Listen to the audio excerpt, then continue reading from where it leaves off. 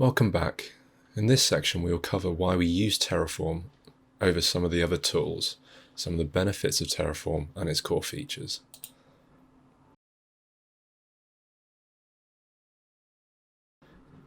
Terraform is an IAC tool that abstracts away cloud providers and external services. Terraform is not a configuration management tool like Chef, Puppet or Ansible. These tools are used to manage and install software on the hardware which we provision with Terraform. Terraform is not a cloud templating tool like CloudFormation, since it's cloud agnostic, meaning we have an array of cloud providers to choose from.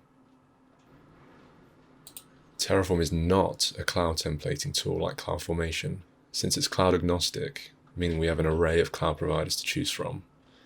Most users of cloud providers start by manual provisioning, i.e. using the Cloud Console, or through scripts that they create infrastructure imperatively. This is error-prone and hard to extend or reason about.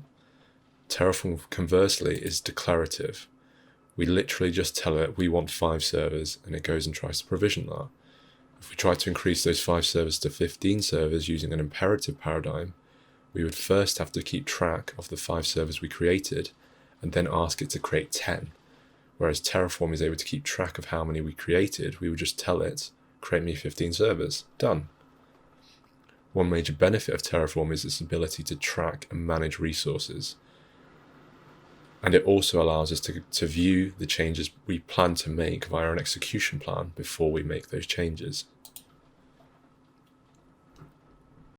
Terraform is cloud agnostic and avoids the pitfalls of vendor lock-in.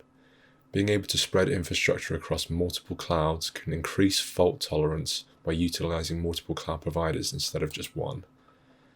Terraform allows you to use a single configuration language to manage multiple cloud providers. Terraform is cross-cloud, meaning it can track dependencies across cloud providers. For instance, we can create a Google load balancer to route traffic to an AWS virtual machine.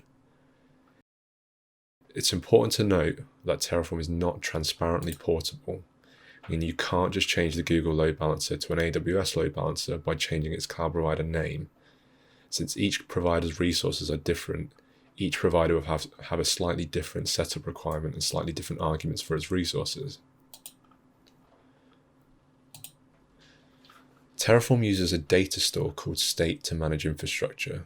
For Terraform to be able to manage your infrastructure, it needs to keep track of certain information. For example, if you create an AWS server, Terraform needs to know the ID of the server you create.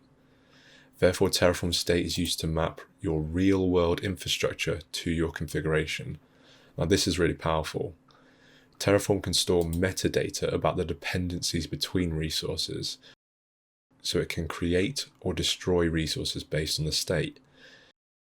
Since Terraform knows what resources need to be created or destroyed before others, it knows which resources can be created in parallel, which offers some significant performance benefits.